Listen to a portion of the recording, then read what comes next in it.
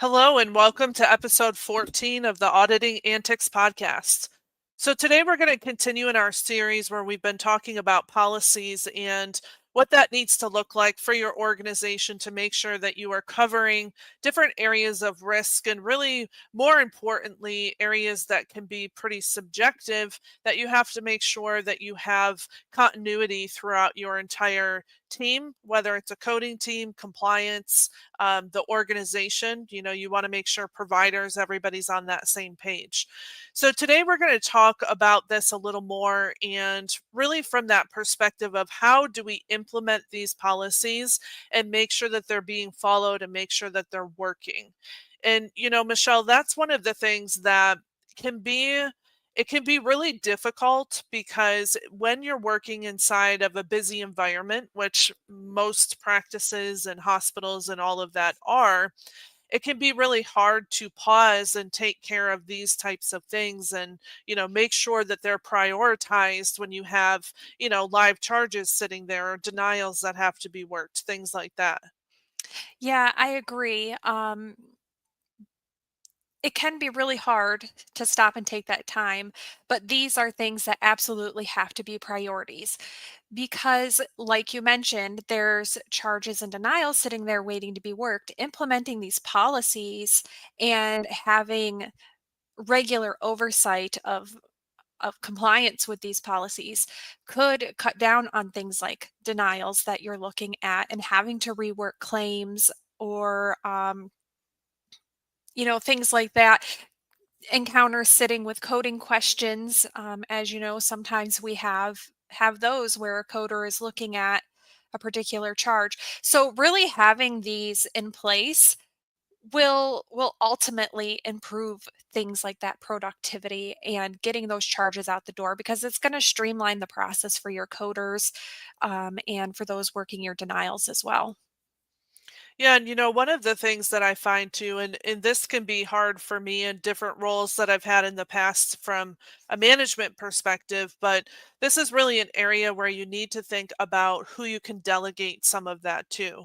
So, for example, I just finished out a project last week, and as a part of the project, we were having to look at a lot of the different policies that were being followed by auditing team members. And, the question the whole time is we're building this and it's getting bigger, or there's more and more questions, is okay, what are we going to do to maintain this? Because it really is not something that can be left to an annual basis, because changes happen so often. And you may miss upcoming updates or completely miss an effective date if you're waiting for a whole year. But one of the things we talked about in the handover process and all of that was, what could potentially be delegated? Or if one person needs to take this on so that there's, consistency with what that's doing, from the policy creation and maintenance perspective, then what needs to be taken off of that person's plate? And I like what you said, Michelle, because it's one of those things where we don't always see the immediate results of something, but it's more so that long-term picture of what we have to be looking at. Yeah, it definitely is beneficial. It can take away some of that back and forth over the gray areas. Um, you really have to, in order to create effective policies, you have to be able to identify the issues. So, like you said, delegating that to people, and I wouldn't say that this is really something that one individual person can do on their own. It really takes a team of people coming together to oversee the individual aspects of not only creating policies, implementing policies, and then following up and making sure that the policies are being followed. So it really is going to take a team of people. And I think that you mentioned something really important that I don't think is often considered when we are looking at having to implement new processes or things, and that is, who are you assigning this to? What is their current workload? And what can you take off their back in order for them to be able to adequately handle and perform, set them up for success, to implement this new requirement that you have of them. I think so many times, the reason why things like this are put on the back burner is because everybody has so much to do. But are we really taking a minute to take a step back, saying, we really don't need ownership of this anymore? Maybe this task is something that we could pass on to somebody that you are looking at mentoring up into a different position. A lot of times the policies come from positions in leadership. Maybe there's something that you're currently doing and overseeing that could be taught to somebody else or have somebody else oversee. And a lot of times I have found that in mentorship roles, these are great opportunities when you look through your list of things that are piling up that you aren't able to get to, that you can delegate, not just delegate, but take on that role of mentor, allow them to take responsibility for something and have ownership of a task with your oversight. And I use the word oversight lightly because we're not talking micromanaging. Yeah, yeah, that's important. But I think that this is just a good time to give that reminder that if you are feeling overwhelmed, like you have too many tasks in a day, not enough hours in a day to accomplish everything, take a look at what you have on your plate and what can be delegated. If you're not in a position of leadership and you're feeling that way, you need to go to your immediate leadership and say, I feel like I'm a little overwhelmed with work. These are what I'm responsible for. Have a solution to the problem, present it with a solution and see what can be worked out. But it's okay to delegate. You don't have to have your hands in everything to run a successful department, to have a successful coding team. You do have to have that ability to delegate and allow people to have ownership of their work and not micromanage what they're doing. Uh, now that Mhm. I got off on a tangent there. Back to the policies. So it's really important to have that team of people and coming from different aspects within your team. So it doesn't just have to be leadership saying this is what you have to do, just like um, you know, institution-wide policies. When you're instituting a coding policy, you want to have feedback from the people who are actually in the work queues working those charges and what they're seeing, because you don't want to implement a policy that's then going to hinder the workflow and cause a hindrance instead of a help. Mhm. I mean, hindrance is Yeah. sometimes unavoidable, but Yeah. Yeah. Well, you don't wanna create the problem yourself. mhm, But, one of the things too is when policies start, typically, that's the easier time to address them. So what I mean by that is, if we have a new policy, it's usually driven based on the fact that there's a lot of questions from different people and you have to have that consistency. After that is initially completed and rolled out to everybody, that's when we usually have a disconnect where the ball is dropped. mhm, So, as a part of this maintenance process, you also want to look at, okay, what are you doing, for example, with your new staff? Are you putting this into your onboarding process and not just so that they're given a binder or given a PDF file and told to read the policies of the department initially and leave it there, because yeah. that's not helpful either. But it should be a regular resource, just like we continually go back to our audit tools and things like that. It should be a regular resource that we have available, on a day-to-day basis with the work that we're doing. Yeah, I agree. And kind of just to backtrack some with the process of creating a policy. You first have to identify your issues, or you had mentioned briefly, Stephanie, maybe there's an area where there's lots of questions. So make sure that you're really taking the time to identify the relevant coding issues. Um, this may be a gray area. A lot of times that's when, we see recommendations for policy creation is to clarify a gray area. How does your organization want to handle this particular Mhm. um, And the issue. risk. Yeah, you Yeah. gotta look at the risk you wanna take on and see, am I gonna be more liberal with this interpretation or more conservative? And, Mhm. it always depends. Sometimes there's some back and forth, but you have to have consistency as well. And, that really goes into what we were saying last week where we talked about the input from different departments or different viewpoints, making sure that we're able to see specifically, how everyone's going to be impacted by that policy. And that's something too that can really affect the way that you implement that, right? And Mhm. maintain it because people may avoid it, which, when we were talking before about the copy and paste and those issues, yes, we see providers all the time avoiding it. So then Mhm. the policy needs to be there as something for, the people in administration to go back to and hold people accountable to. Yes, yes.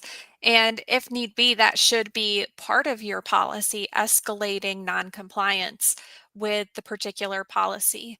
To touch a little bit on you had said, you do need to create a singular place where these policies will be housed, just because it needs to be easily accessible. So after you identify the coding issues and start working on creating these policies, where are they going to be housed? How will people access them?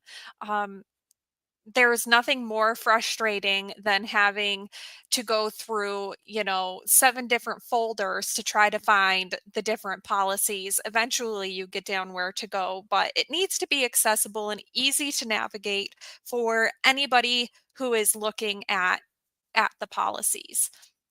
Yeah, and that's a good point too, because, one of the things that can be difficult is when, say, for example, somebody has a OneNote, but then everybody keeps touching the OneNote and changing the OneNote, and then it just grows into this massive thing, and we don't know where the original information came from. Or it could be another where we've got a drive full of information and there's so many folders and all of those types of things. We have no idea, what to even do to begin to find the information. So, organizing and the practical use has to be really thought of as well when you think about the long term maintenance and application of a policy. Yeah, I agree. One of the biggest hurdles to implementing a policy is not being able to find it, for sure. So after you have created the policy, decided where these policies are going to sit and how people are going to navigate them, you move on to the communication and training. So you have to make sure that all coders, all staff are trained on the new policies and understand the new policies. Um, there's many different ways that this can be done. Sometimes it's as simple as sending out an email saying this is the new policy, please review. But sometimes for something more extensive, you may need to use different training methods. Most departments have, monthly meetings or meetings on more frequent basis, but having either online training, in-person training sessions, offering different, I'm going to say role playing, but it's really like training on quote unquote real life scenarios. I can't think of the word for it right now, so I'm going to stick with role playing. No, I know. I know what you mean though, because when you have, when you're, even if you think about new employee onboarding, you want to put those types of situations out there so you can see how they're going to react to it. And it makes me think too, one of the things that can be a struggle in the industry is the people that don't really necessarily know how to even research or look through. Yes. And there's the constant habit of asking, especially if you work in an office, that can happen a lot more. Or if you're remote and there's like Teams or something like that. It's easy to ask somebody, but what is your staff doing to navigate that themselves personally and really know what's going on and how to apply it. Yeah, I think that having the way to reinforce their learning is so important, because anybody who manages a group of people quickly learns and should understand that everybody learns and absorbs information in different ways. So having different ways for them to take on that information, whether it be like, I'm a hands-on person, I need that reinforced learning in order to um absorbed. Like, I need to see it in the process, in the workflow for my brain to click and say, "Oh, okay." Um, so after you do that reinforced that that training through whatever method you think works best for your organization, you need to make sure that there is ongoing education for the coders. You want to keep them informed. Um, Sometimes you need to remind them about these policies, and then also have a way to implement regular oversight. So this would be auditing of these coding practices. Are you taking the time to have an audit plan in place for your own coding department to make sure that they are following these policies and correctly coding the claims that they are submitting? You also want to be able to provide them with feedback. So I think that, the regular audit and feedback is probably one of the most important parts of implementing coding policies into the coding department, because we can say all day long, here's the policy, provide training, but you have to make sure that you're going back and ensuring compliance with those policies. If you're just going to say, here's this policy, do it and hope for the best, you're probably not going to see success with everybody implementing these coding policies. Um, you want to make sure that, this is kind of backtracking, but make sure you have your resources in those coding policies. If there's specific um, payer policies or CMS guidance that is prompting the content that you have in that policy, make sure it's in there so that when you're auditing and giving feedback, you have that backing saying, this is why we made this decision. Yeah, and that's a really good point because, like I was saying before, sometimes it gets so convoluted you don't know where it started. And, sometimes there's a mix of different people in departments. So I don't say this to be negative to, leadership or things like that. But, realistically, in all of the years working with many different hospitals and practices, we've seen situations where the person in leadership or the person in charge really isn't staying up to date themselves. So it can result in either outdated information, or if people don't know, for example, if they don't have a strong compliance, like regulatory background, maybe they're going to make a policy based on somebody's article that is essentially just an opinion. Hmm. So even if you take those things into consideration when you make these policies, you want to make sure that your staff is aware of the source, that it's in the document, to your point, Michelle. And this is also where, again, external auditing becomes so important, because it's not that you need to hand over a pile of policies to an external company who's going to review for you and say, oh, I need your feedback. But in general, some of the results of an external audit can highlight things that you're doing internally. So, for example, Michelle, I know we've had back and forth with some clients the concept of, all right, is prescription drug management separate from an injection or inherent to that joint injection? And Hmm. that is going to result sometimes in a difference between a level 3 and a 4. So, it's something where you want to be challenged during that external process to make sure that you really fully understand the decisions that you made, the processes you implemented, and, again, making sure that things are up to date so that you're not falling behind. Yeah, that's a really good point about the outside auditing, because I mean, this is something that I constantly feel frustration with is, um, it's beneficial to have somebody who's from the outside who isn't affected by your internal, um, company politics or whatever might be driving some of these decisions. Um, maybe there's pressure from administration to code things a certain way or things like that. Sometimes it's nice to have that objective view of of your coding policy, which would be through external auditing, and really take to heart what that person's saying.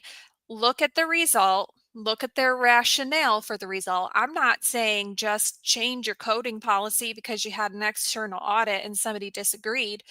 That auditor should be prepared to provide their rationale for that finding, which usually does go along with sources. I know that when I provide that rationale to my audit findings, I try to include that as well when necessary, because it can come down to a difference in interpretation. I know that happens quite a bit.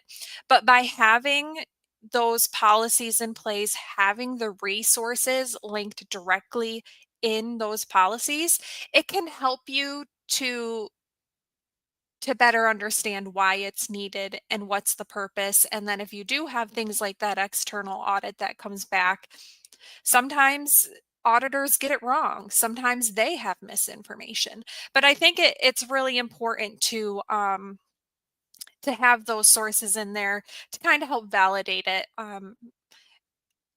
There's always differing opinions, and sometimes I know we've run into, Stephanie, where people code on a feeling. They make those decisions based on a feeling, and from day to day, I know I've experienced this with different projects that I've worked on and received feedback from clients. Day to day it changes based on how they're feeling.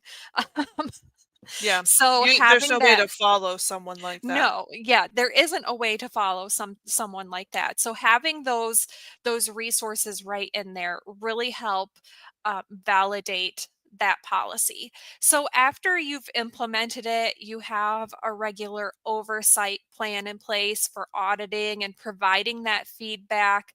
Um, having communication lines open between the coders and the different departments or leadership is really important as well. I just want to mention that as part of that oversight process. If you're not fostering an environment where questions are okay and people are penalized for taking a step back and asking a question, I would encourage you um, to really just take a minute and think about why that is. Why, and try to foster an environment where there's open lines of communication where people feel comfortable communicating. We all make mistakes. I try to keep that in mind, for myself. I'm very hard on myself. So when something is pointed out to me that I've done wrong, I'm going to internalize that and take that personally. Um, so make sure that you have an environment that fosters learning. And obviously there are times when there has to be escalation policies in place. Um, but that really should be the last resort. So make sure that you have that oversight in place and you're doing it from a standing of learning, because we all just want this to be done correctly. And sometimes when it's like immediately punitive, it can really affect that communication that's needed to do things correctly. Hmm. Yeah. Yeah. That that just makes me think that could probably be a whole other episode, because that's really Probably. hard. That's really hard to deal with when you have leadership like that. Now, as final takeaways, when we think about a process, if this is something you're looking to implement, you want to start obviously at the beginning, like we said, and like we talked about last week. You've got to create your policy, then roll it out. From there, you need to have that thought of monitoring. So, ongoing monitoring and ongoing challenging of that particular policy. So, yes, those are high level points. It's going to depend on the dynamics of your department and, who you even have available in different positions, but be creative with it. Don't gatekeep it like it's this, secret type thing that can't go out and can't be used or people can't have any insight on. Mhm. You really want to make sure that this is open to discussion, really thought through, and then the final product is, after everybody's had their input. So next week, we're going to be switching gears. We're going to be diving into mental health. So May is Mental Health Awareness Month, and Michelle and I will talk about this quite a bit next week. But this is an area that we've both struggled in.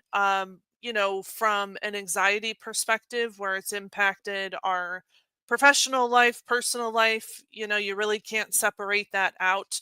But we're going to talk from our perspective. What were the signs that were coming up? For me, I'll just tell you, I ignored a lot of my signs, and Michelle sat there saying, you need medication, you need medication. And I'm just like, no, I'm trying these supplements, I'm working out, all of these different things. But we really want to take some time to deep dive on that and, just open that discussion up more in the industry and, what we can do to recognize it, address it. And, really we have to make personal decisions ourselves when that's happening. So Yeah. we will dive into that. And I hope that you all join us next week.